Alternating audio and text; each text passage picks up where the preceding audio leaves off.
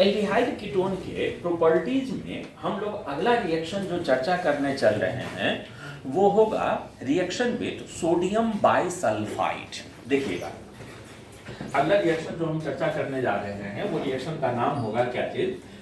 Reaction with sodium bisulphide NaHSO3। जानते हो बेटा, ये NaHSO3 से जब हम लोग रिएक्शन करवाते हैं ना तो यह यहाँ पर एक एडक्ट प्रोडक्ट बना लेता है। हम लोग अगर कोई एल्डिहाइड या कीटोन लिए हुए हो और इसको रिएक्शन करवा दें NaHSO3 के साथ तो यह इधर रिएक्शन करके इस तरह का प्रोडक्ट बना लेता है, ये OH और ये हो जाता है SO3Na। ये इस तरह का एडक्ट प्रोडक्ट एडिशन हो जाता है। अब यहाँ पर जो एडिशन होता है उसका मैकेनिज्म कैसा होता है वो देखना। ये क्रिस्टलाइन सॉलिड हुआ करता है, ये जो प्रोडक्ट बना है ये क्रिस्टलाइन सॉलिड हुआ करता है। रिएक्शन का मैकेनिज्म कैसा है वो देख। ये NaHSO3, ठीक है। अरे बेटा, NaHSO3 जो होता है यह सबसे पहले आयोनाइज होता है और ये आयोनाइज होता है क्या चीज में? ये आयोनाइज होता है Na plus H plus SO3 minus minus में। और इस एल्डिहाइड कीटोन पर अटैकिंग रिएजेंट के रूप में SO3 माइनस माइनस ही काम करता है। SO3 माइनस माइनस कहने का मतलब क्या चीज? एक सल्फर डबल बॉन्ड, एक O माइनस, एक तरफ से हाइड्रोजन हटा है, एक तरफ से सोडियम हटा है और सल्फर पर एक लोन पेयर यहाँ बचा हुआ है। अरे बेटा, यही लोन पेयर के कारण ये आकर यहाँ अटैकिंग रिएजेंट के रूप में काम करता है। यही यहाँ काम करता है क्या चीज के रूप में? अच्छा, ये जैसे ही अपना लोन पेयर देगा तो सल्फर पर कैसा चार्ज आ जाएगा? प्लस। और वो प्लस खत्म करने के लिए ये बॉन्ड नीचे शिफ्ट हो जाएगा। वो बॉन्ड नीचे शिफ्ट होते ही वो प्लस खत्म हो जाएगा। तो अटैक होने के बाद उधर का चीज कैसा दिखेगा? ये O माइनस और इधर बोल तो ही लोग को सल्फर, एक डबल बॉन्ड, दो डबल बॉन्ड, एक O माइनस, ठीक है। अच्छा, इन दोनों में ज्यादा बेसिक कौन सा सेंटर? ये तो मजबूत एसिड का एनायन है, ये इस रूप में स्टेबल है। तो वो क्या करता है कि पहले H प्लस, ध्यान दिए हम क्या बोले, ये अल्कोहल का एनायन है, ये सल्फोनिक एसिड का एनायन है। तो ये एनायन तो मजबूत एसिड का एनायन है, ये तो रह सकता है इस रूप में। वो तुरंत प्रोटोनेट हो जाएगा तो वो H प्लस लेकर खुद को कन्वर्ट कर लेता है क्या चीज में? वो H प्लस लेकर खुद को कन्वर्ट कर लेता है इस रूप में। और जब तक ये सॉल्यूशन में रहेगा तब तक ये इसी रूप में रहेगा। जब नीचे प्रेसिपिटेट नहीं बताए थे वो सॉलिड होता है, प्रेसिपिटेट होते समय Na प्लस लेकर नीचे बैठ जाता है, ठीक है। तो हम लोग किसी एल्डिहाइड कीटोन को अगर NaHSO3 के साथ रिएक्शन करवा लें, अगर हम लोग NaHSO3 को रिएक्शन करवा लें किसी एल्डिहाइड कीटोन के साथ तो वो क्या करता है? वो एक क्रिस्टलाइन प्रेसिपिटेट बना दिया करता है। जानते हो बेटा, इस रिएक्शन का यूज हम लोग करते हैं एल्डिहाइड कीटोन के पहचान में और उनके प्यूरिफिकेशन में, for the identification and purification of aldehyde and ketone.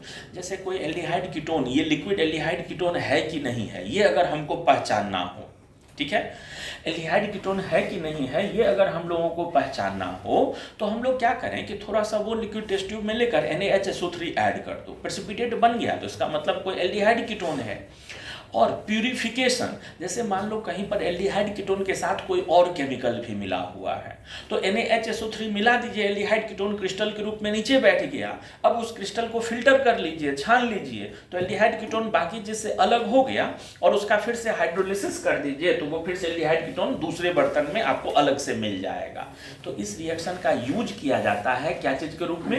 Aldehyde ketone के आइडेंटिफिकेशन और प्यूरिफिकेशन, दोनों में इसका यूज किया जाता है। एक बात, खास बात खाली याद रखना, दो चीज याद रखना। इस रिएक्शन में न्यूक्लियोफाइल के रूप में कौन बिहेव करता है?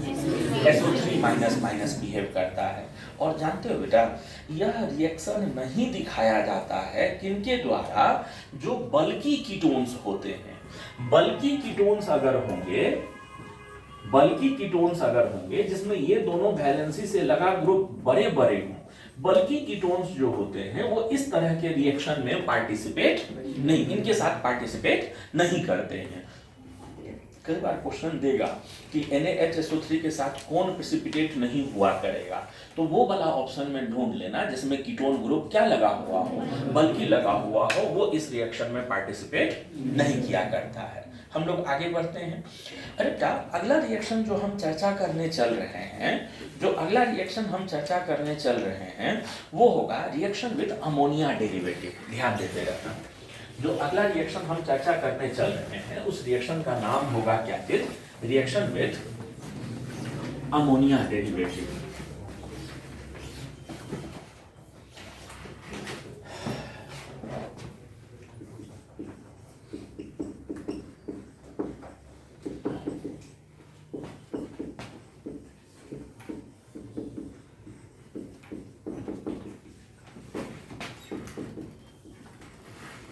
Reaction with ammonia derivatives.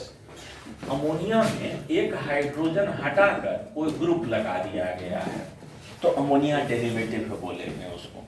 ठीक है, देखो जैसे मान लो यहां पर हमारा कोई एल्डिहाइड या कीटोन फंक्शनल ग्रुप है।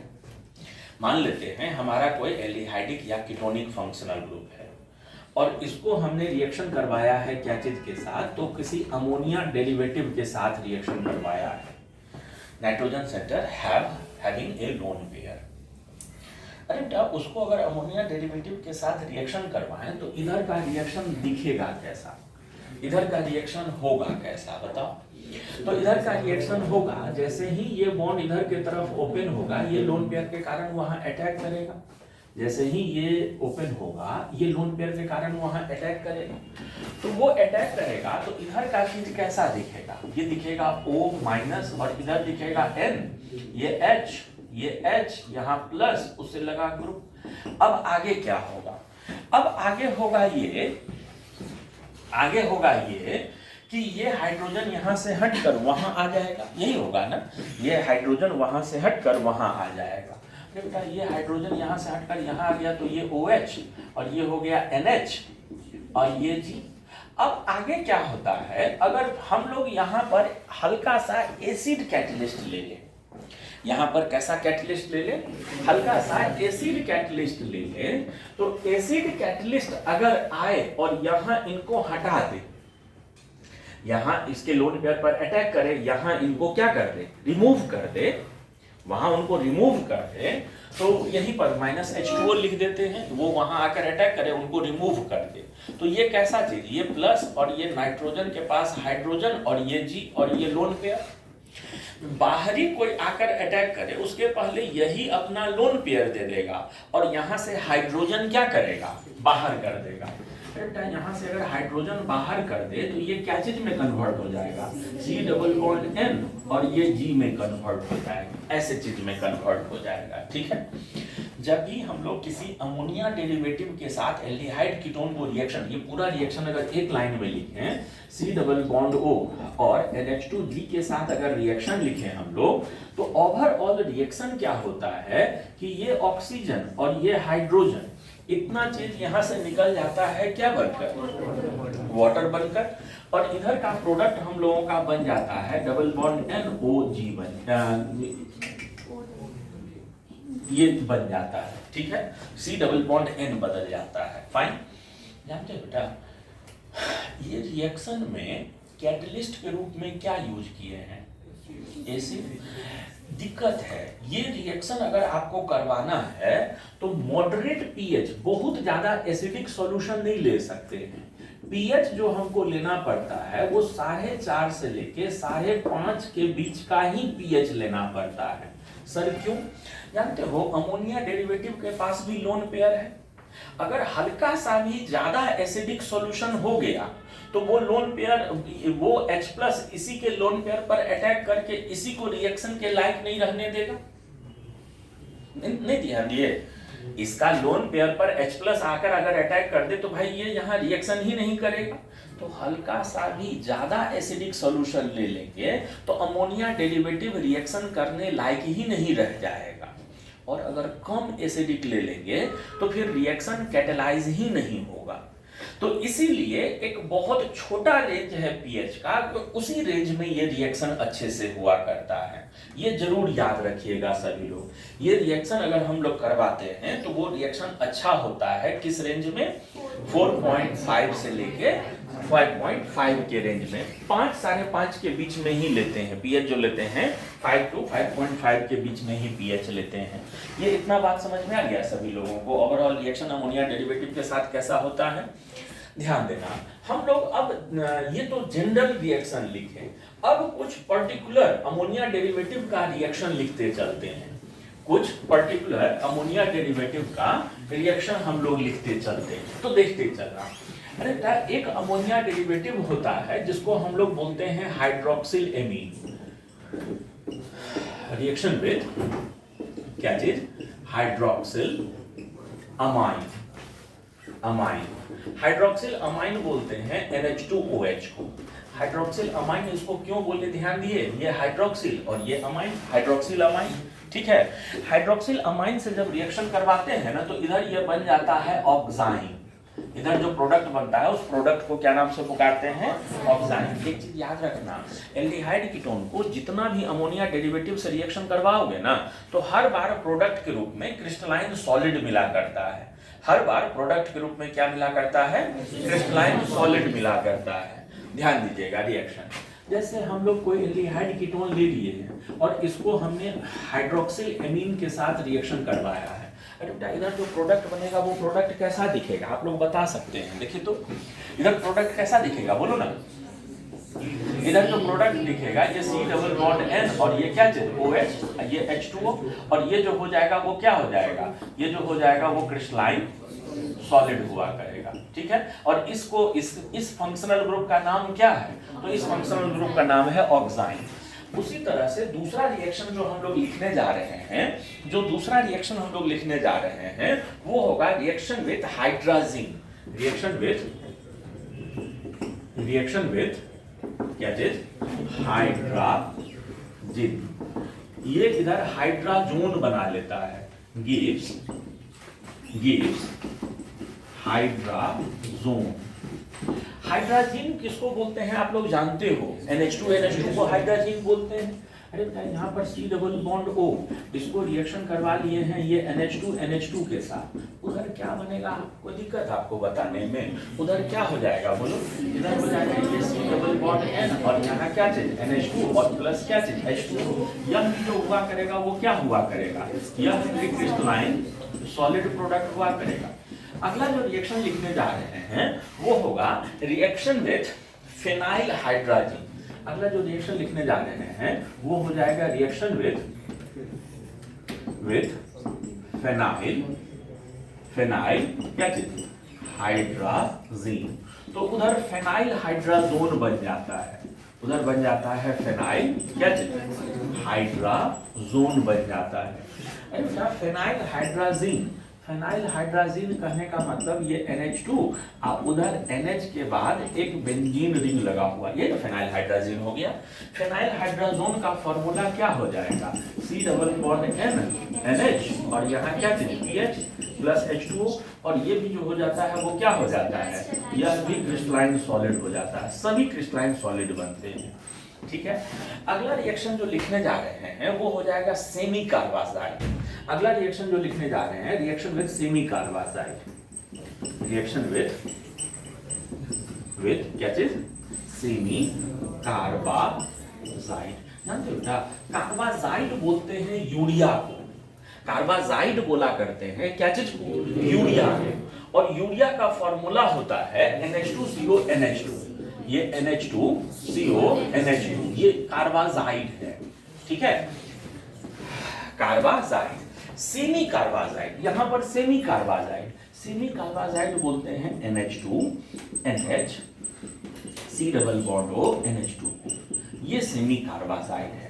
तो उधर सेमी कार्बाजोन बन जाता है, जो प्रोडक्ट बनता है उसको सेमी कार्बाजोन बोलते हैं। अरे अगर यहाँ रिएक्शन हम लोग देखें, कोई एल्डिहाइड कीटोन लिए हुए हों और इसको रिएक्शन करवा दें NH2 NH CO NH2 के साथ, तो उधर का प्रोडक्ट क्या हो जाएगा बोलो तो? उधर का जो प्रोडक्ट हो जाएगा ये हो जाएगा क्या चीज? C double bond O, C double bond N, NH, CO, क्या चीज? NH2 प्लस H2O, और ये भी जो होगा वो क्या हो जाएगा? वो सॉलिड हुआ करेगा, ये भी सॉलिड हुआ करेगा। एक बात सुन बेटा, यूरिया जो होता है वो एल्डिहाइड कीटोन के साथ रिएक्शन नहीं करता है। यूरिया जो होता है वो एल्डिहाइड कीटोन के साथ रिएक्शन नहीं करता है। क्यों? क्योंकि यहाँ पर इसका लोन पेयर जो होता है वो लगातार इन्वॉल्व, अरे बेटा ये लोन पेयर देगा, ये लोन पेयर देगा, वहीं से ना रिएक्शन का शुरुआत होगा। तो इसका लोन पेयर रेजोनेंस में इन्वॉल्व होने के कारण यह, अच्छा एक चीज सुन, तो यहाँ पर ध्यान से देखना, सेमी कार्बाजाइड में ध्यान से देखो, NH2 यहाँ भी है और यहाँ भी NH2 है, तो ये वाला बनाएगा कार्बाजोन की ये वाला को कार्बाजोन बनाएगा, ये वाला बनाएगा ये नहीं बनाएगा। ये बात समझ में आ रहा है? क्यों? क्योंकि इसका भी पक्का, ये बात समझ गए थे, ध्यान दिए थे इस चीज को। अगला जो रिएक्शन लिखने जा रहे हैं हम, वो रिएक्शन का नाम है रिएक्शन विद, इसको मिटाते हैं ऊपर वाले को, दो को मिटा रहे हैं ऊपर में से। अगला जो इसी तरह का रिएक्शन लिखने जा रहे हैं उसको बोलते हैं रिएक्शन विद 2,4-डाइनाइट्रोफेनाइल हाइड्राजीन। अगला जो लिखने जा रहे हैं वो क्या लिखने जा रहे हैं? रिएक्शन विद क्या बेटा? 2,4-डाइनाइट्रोफेनाइल हाइड्राजीन। ये 2,4-डाइनाइट्रोफेनाइल हाइड्राजीन, 2,4-डाइनाइट्रोफेनाइल हाइड्राजीन किसको बोले हैं? गौर करना। देखो हाइड्राजीन तो हर साल के भांति इस साल भी वही ना, ये NH2 और ये NH, और यहाँ पर लगा हुआ बेंजीन रिंग, ठीक है। अब बेंजीन रिंग में दूसरे और चौथे कार्बन पर 2 NO2 लगा दो, यही है 2,4-डाइनाइट्रोफेनाइल हाइड्राजीन, और इसको रिएक्शन करवा दो एल्डिहाइड कीटोन के साथ। जानते हो क्या? यह 2,4-DNP, ये रिएक्शन 2,4-DNP टेस्ट भी कहलाता है, 2,4-DNP टेस्ट भी कहलाता है ये रिएक्शन। 2,4-DNP का पूरा नाम 2,4-डाइनाइट्रोफेनाइल हाइड्राजीन है, ठीक है। यह भी अमोनिया डेरिवेटिव है, रिएक्शन करके उधर बनेगा क्या, उसमें कोई दिक्कत नहीं है। रिएक्शन करके इधर क्या बन जाएगा? C double bond N, NH, NH के पीछे में बेंजीन रिंग में जो जैसा जहां पर स्ट्रक्चर था वो वैसा ही रहेगा, ठीक है। लेकिन जानते हो बेटा होता क्या है? ये जो यहाँ क्रिस्टलाइन सॉलिड बैठा है ना, इस क्रिस्टलाइन सॉलिड का कलर होता है, और इसका कलर होता है येलो। ये यहाँ पर येलो कलर का पीपीटी बनता है। ये जो यहाँ पीपीटी बना है वो कैसा पीपीटी बनता है? वो येलो कलर का पीपीटी बना है, ठीक है। इस रिएजेंट को ब्रेडीज रिएजेंट भी बोलते हैं। इस रिएजेंट को, ये जो रिएजेंट है इसको ब्रेडीज रिएजेंट भी नाम दिया गया है। तो अगर ये रिएक्शन भी एल्डिहाइड कीटोन के पहचान के रूप में यूज होता है, अगर अभी के बाद कहीं भी लिखा रहे कि यह मॉलिक्यूल 2,4-DNP टेस्ट दिखाया, तो इसका मतलब वह मॉलिक्यूल या तो कोई एल्डिहाइड है या कोई कीटोन है। और 2,4-DNP टेस्ट में जो प्रेसिपिटेट बनता है उसका कलर कैसा होता है? येलो कलर का ये हुआ करता है। ये इतना कहानी समझ में आ गया? 2,4-DNP के बारे में बात समझ गए थे सभी लोग? हम लोग आगे बढ़ते हैं। ये जो रिएक्शन हम लोग पढ़ रहे थे ये था अमोनिया डेरिवेटिव्स के साथ होने वाला रिएक्शंस, ठीक है। तो ये हम लोग कुछ रिएक्शंस पढ़ रहे थे अमोनिया डेरिवेटिव के साथ एल्डिहाइड कीटोन का दिखाया जाने वाला रिएक्शंस। हम लोग एल्डिहाइड कीटोन के कुछ और छोटे छोटे रिएक्शंस के बारे में चर्चा कर लें, और फिर हम लोग उसके कुछ इंपॉर्टेंट रिएक्शंस के बारे में भी चर्चा करेंगे। तो जो कुछ छोटे छोटे रिएक्शंस के बारे में चर्चा करने चल रहे हैं उसमें पहला रिएक्शन होगा, उसमें अगला रिएक्शन होगा रिएक्शन विद PCl5 और SOCl2। जानते हो बेटा, अगर कहीं पर कोई एल्डिहाइड या कीटोन ले लें, अगर कहीं पर कोई एल्डिहाइड या कीटोन ले लें तो इसको रिएक्शन करवा दें PCl5 के साथ, तो PCl5 इसको बदल देता है डाइक्लोराइड में, जेमिनल डाइक्लोराइड में।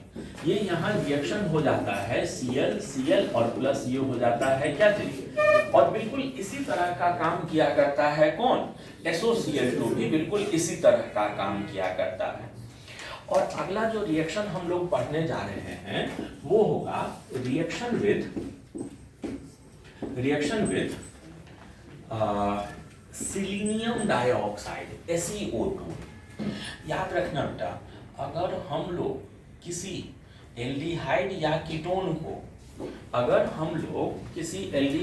कीटोन को रिएक्शन करवा दें सिलीनियम डाइऑक्साइड के साथ, तो वह 1,2 डाइकार्बोनाइल डेरिवेटिव बना देता है।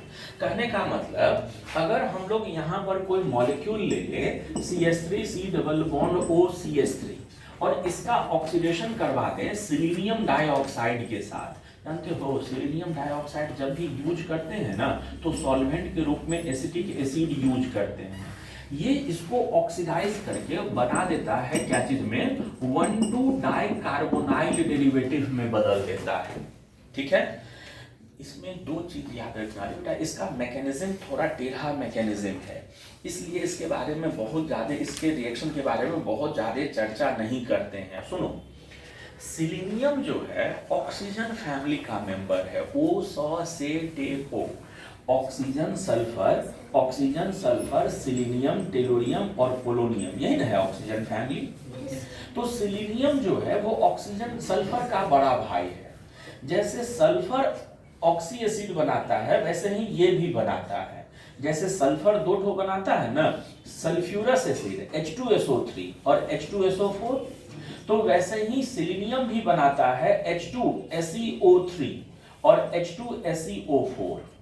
ठीक है, H2SeO4, इसका नाम क्या बोले हो, सल्फ्यूरस, तो इसका नाम क्या बोले हो, सिलेनस एसिड।